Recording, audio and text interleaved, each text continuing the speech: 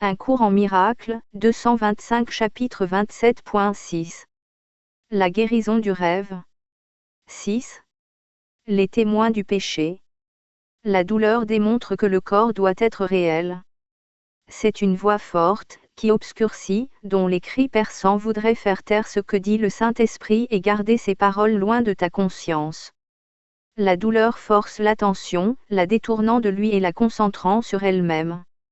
Son but est le même que le plaisir, car les deux sont des moyens de rendre le corps réel. Ceux qui partagent un but commun est le même. Telle est la loi du but, qui unit en lui tous ceux qui le partagent. Plaisir et douleur sont également irréels, parce que leur but ne peut pas être atteint. Ce sont donc des moyens pour rien, car ils ont un but sans signification. Et ils partagent le manque de signification qu'a leur but.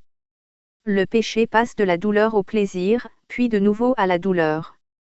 Car l'un et l'autre sont un même témoin, qui porte ce seul message, tu es ici, dans ce corps, et tu peux être blessé. Tu peux avoir du plaisir, mais seulement au coup de la douleur. À ces témoins se joignent de nombreux autres. Chacun semble différent parce qu'il a un nom différent et semble donc répondre à un son différent. Sauf pour cela, les témoins du péché sont tous pareils. Appelle le plaisir douleur, et il blessera. Appelle la douleur un plaisir, et la douleur derrière le plaisir ne sera plus ressentie. Les témoins du péché ne font que passer d'un nom à l'autre, l'un avançant tandis que l'autre recule. Or peu importe lequel est le plus avant. Les témoins du péché n'entendent que l'appel de la mort. Ce corps, qui en soi n'a pas de but, tient tous tes souvenirs et tous tes espoirs. Tu utilises ses yeux pour voir, ses oreilles pour entendre, et tu le laisses te dire ce que c'est qu'il ressent. Il ne le sait pas. Il te dit seulement les noms que tu lui as donnés à utiliser, quand tu appelles les témoins de sa réalité. Tu ne peux pas choisir parmi eux lesquels sont réels, car quel que soit celui que tu choisis, il est comme les autres. C'est ce nom-ci ou ce nom-là, mais rien de plus, que tu choisis. Tu ne rends pas un témoin vrai parce que tu l'appelles du nom de vérité. La vérité se trouve en lui si c'est la vérité qu'il représente. Et autrement il ment, même si tu l'appelais du saint nom de Dieu lui-même. Le témoin de Dieu ne voit pas de témoin contre le corps. Il n'écoute pas non plus les témoins portant d'autres noms qui parlent en d'autres façons de sa réalité. Il connaît qu'il n'est pas réel. Car rien ne saurait contenir ce que tu crois qu'il tient en dedans. Pas plus qu'il ne saurait dire à une partie de Dieu lui-même ce qu'elle devrait ressentir et ce qu'est sa fonction. Or il doit aimer tout ce qui t'est cher. Et pour chaque témoin de la mort du corps, il envoie un témoin de ta vie en celui qui ne connaît pas la mort. Chaque miracle qu'il apporte est témoin que le corps n'est pas réel. Ses douleurs et ses plaisirs, il les guérit pareillement, car tous les témoins du péché par les siens sont remplacés. Le miracle ne fait pas de distinction entre les noms par lesquels les témoins du péché sont appelés. Il prouve simplement que ce qu'il représente n'a pas d'effet. Et il prouve cela parce que ses propres effets sont venus prendre leur place. Peu importe le nom par lequel tu appelais ta souffrance, elle n'est plus là. Celui qui apporte le miracle les perçoit toutes comme une seule, appelée du nom de peur.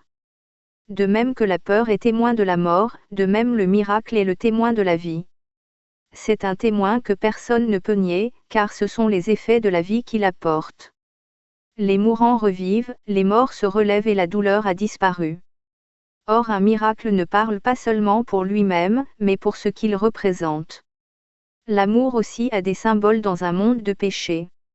Le miracle pardonne parce qu'il représente ce qui est au-delà du pardon et est vrai. Comme il est sot et insane de penser qu'un miracle est soumis aux lois qu'il est venu uniquement pour défaire. Les lois du péché ont différents témoins avec différentes forces.